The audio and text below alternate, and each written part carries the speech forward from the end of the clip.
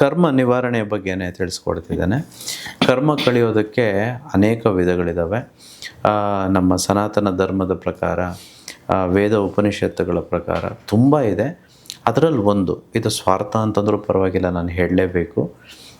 ನಾವು ತಂದೆ ತಾಯಿಗೆ ಮಾಡಿರೋವಂಥ ಉಪಕಾರಗಳೇನಿದೆಯೋ, ಉಪಕಾರ ಅಂತಲ್ಲ, ಧರ್ಮ ಏನಿದೆಯೋ ಅಲ್ಲಿ ಕರ್ಮ ಕಳೆದೋಗುತ್ತೆ. ನಾವು ಈ ಪರಿಸರಕ್ಕೆ, ನೇಚರ್ಗೆ, ವಿಶೇಷವಾಗಿ ಪ್ರಾಣಿ ಪಕ್ಷಿಗಳಿಗೆ ನಾವೇನು ಮಾಡ್ತೇವೋ ಅದೆಲ್ಲದರಿಂದಲೂ ಕರ್ಮ ಕಳೆಯುತ್ತೆ. ವಿವರವಾಗಿ ಒಂದೊಂದೇ ನಾನು ಇದನ್ನು ಕಾರ್ಯಾಗಾರದಲ್ಲಿ ಹೇಳ್ಕೊಡ್ತೇನೆ.